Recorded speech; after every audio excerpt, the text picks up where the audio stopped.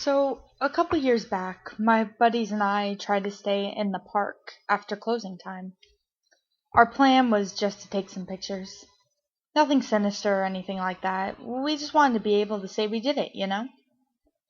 Basically, we snuck from bathroom to bathroom, corner to corner, and managed to stay there until they closed the gates and the maintenance team got to work. We were really surprised we hadn't gotten caught. It was almost strange considering how much talking up Disney security gets. Our hearts were beating like crazy, and we sat there for a while, hiding behind a tombstone by the haunted mansion. We noticed that it's true. The Disney staff had signed their names on every single one. So, finally, we got the courage to roam about, still being careful as not to be seen. It was really eerie. The occasional guard or maintenance worker would walk by, and we would just duck or hide behind a corner. It worked for about a half hour. Of course, we couldn't keep this up for long, and yeah, they caught us. I mean, give us some props for even attempting and succeeding, but that's not where the story ends. So the first thing we said when they caught us was, "Are you going to take us down to the dungeon?" And we laughed. The security guard chuckled too, so the mood wasn't too dreary. He told us we weren't the first people to try to sneak in after hours, but he wanted to know how we did it. We explained the situation, and he actually laughed and said that wasn't a bad plan. He told us he had to take us to the Disney jail to be further interrogated, and we thought that was odd. But we figured from the beginning that if we had gotten caught, they'd take us down there. It might have been our plan all along. Maybe we wanted to see the Disney Catacombs more than we wanted to be in the park after hours. So we called for more workers to come and help him escort us, and we went on our way towards Toontown. Then they took us down in this elevator, into hell. The first thing we noticed was how expansive looking the elevator was. I don't know if that makes sense, but it's hard to explain. It was a stainless steel interior with mirrors all around, and the floor was this tacky red carpeting, but it looked expensive. There were only 2 buttons in this elevator, not counting the emergency buttons. One said up, the other said down. I had forgotten to mention, they never handcuffed us or zip-tied our hands. They just kind of walked beside us, expecting we'd follow. Not that we would have tried to make a run for it. I mean, these people seemed decent. Like, how were we supposed to know what was going to happen? The elevator stopped, and we started walking down this perfectly shining, bleach-smelling corridor. There were no doors on either side. It was just a plain, empty corridor. We walked for what seemed like an eternity, and no one was talking any longer. It was me, my friends, the security guard, and the 2 other maintenance workers. Finally, we reached a heavy metal door that had a security code and card reader. One worker put his card in. The other typed the code on the keypad. I watched the code he typed in. 121566.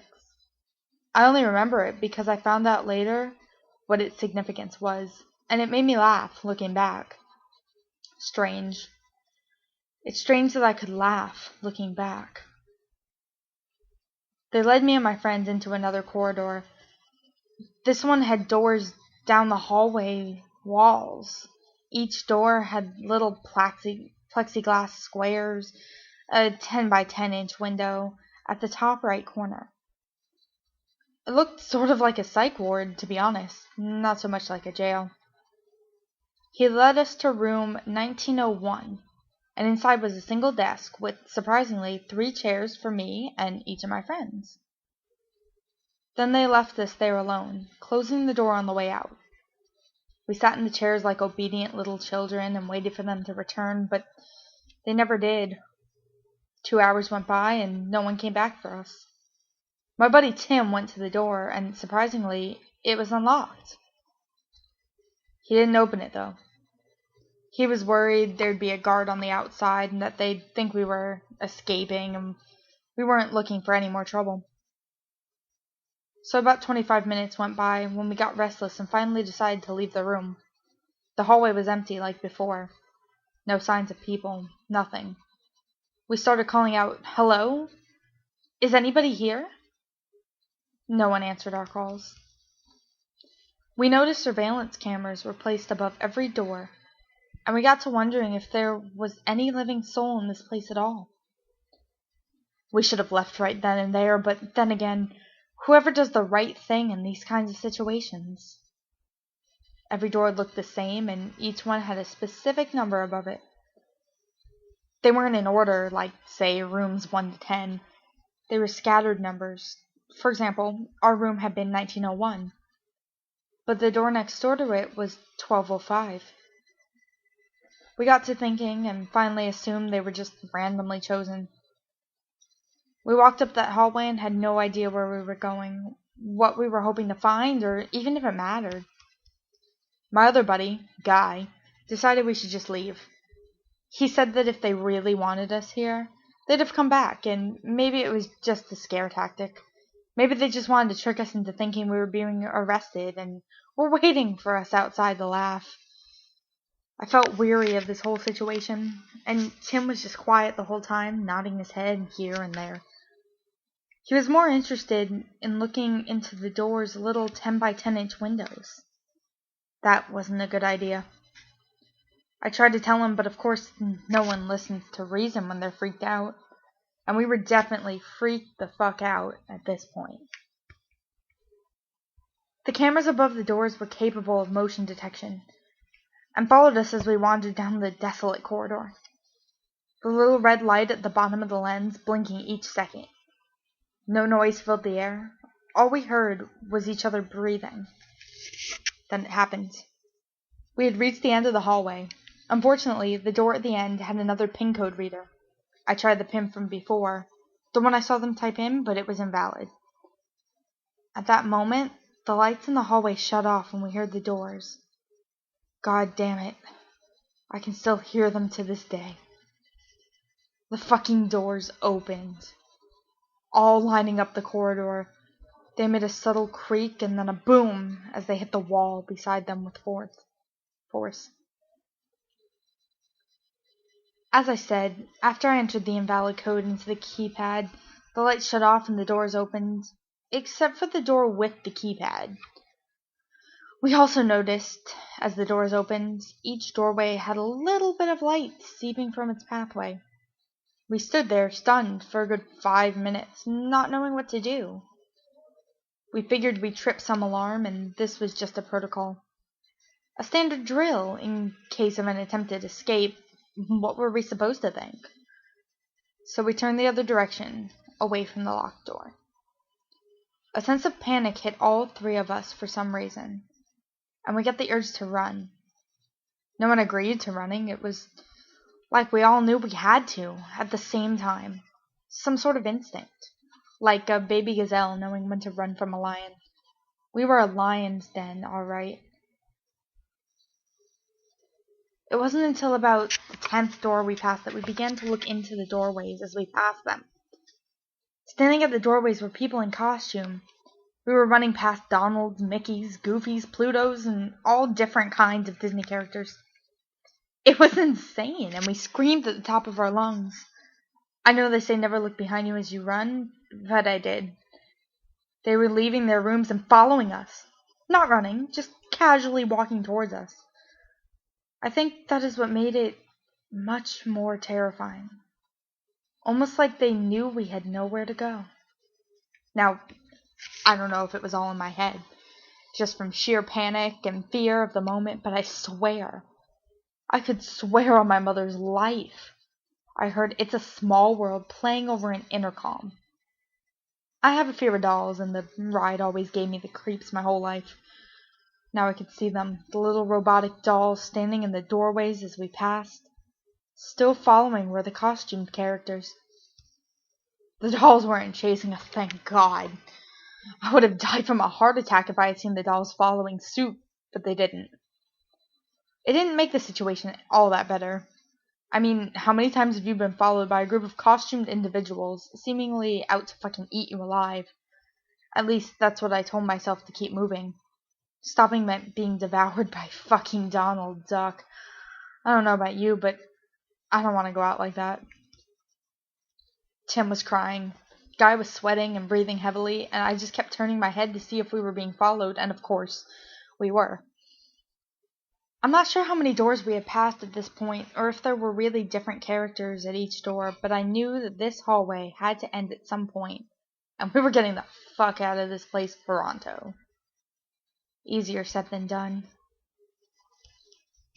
I looked back after another minute or two of running and noticed there was nothing behind us anymore that we could see. I heard footsteps, but figured we had gotten so far ahead that they were just still walking casually like before. The hallway was still going on for what seemed like forever, and Guy needed to stop, or he was going to faint from exhaustion. The door beside us was open, with the light on, but nothing inside. We decided we would hide in there till we caught our breath and could continue onward.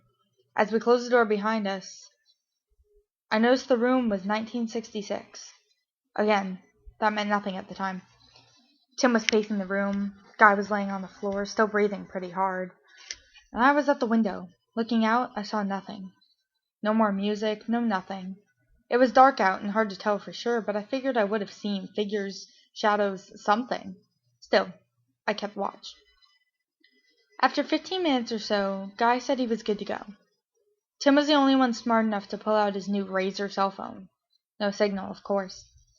He opened the door subtly, quietly, but heard no footsteps. Nothing was following us anymore. But we weren't taking chances. We got back to running. It only took us another 7 minutes to reach the door, give or take. It had no keypad, and it was open. We entered the corridor from before, and thank God there were no doors. We ran for the elevator and got in, pushed the up button, and stood there, looking at each other, dumbfounded as to what just happened. None of us spoke. We just waited till the elevator opened back into Toontown and started making our way to the front gate. We kept a low profile using the same duck and hide technique that has gotten us this far from the get-go. Maintenance workers and security guards were still about, but we couldn't take any more chances. Finally, Tim lost it and took off in a sprint. I couldn't imagine what had set him off until I looked and saw that everybody in the park just stood there, staring at us with blank faces. We heard a voice over the intercom explaining that 3 fugitives had escaped from captivity and needed to be escorted back into the jails below. We booked it, catching up to Tim. Costumed characters appeared from the shadows, workers and guards chasing after us. Everyone was sprinting for us. I couldn't see well, but I imagined drool dripping from their jowls. They wanted us back down there. We had escaped, and they were pissed. The gate was just up ahead. The creepiest thing about it all was that besides the voice over the intercom, the park was dead silent. No chat from the workers could be heard, even now, as we were running from what assumed was our lives. From the characters, the workers, the guards, no one bothered to shout after us. No one yelled. No one said, "Stop!" Nothing. Just footsteps and the occasional cough from Guy. As we made it past the park's front gate, we didn't stop until we got to the parking lot. Our car was gone, and we were left scratching our heads. We continued running down the road, which went on for miles, stopping occasionally for us to catch our breath. We made it to a little corner store, where Tim used his cell phone to call a taxicab. When it finally arrived, we took the cab back to the hotel we were staying at, paid the fare, and went up to our rooms. In the end, the next day, we got a call from the hotel's front desk, so we headed downstairs. There were officers waiting for us. They said our car had been impounded and we needed to pay the fine. They didn't ask us any other questions, and we didn't bother telling the police anything that had happened. Even now, on this random board, people who don't have a reason to disbelieve me don't believe me. So how could an officer of the law be expected to? We didn't bother. We simply paid the fine and drove home. We didn't talk about what happened the whole drive back. It wasn't until a couple weeks later that I got myself to search up the numbers. Curiosity, I guess. As you all know, Walt Disney was born December 5th, 1901. The room we were in was 1901, and the door next to it was 1205. Also, he died December 15th, 1966, which was the key code the worker had put in to lead us into the main corridor. What a strange coincidence, I decided. Whether any of that was real at all, I couldn't tell you. Maybe our imaginations ran wild. We were tired. It was around 1 a.m. when we made our escape, so it's plausible that's the answer. I'll never forget it, though. And I haven't been back since.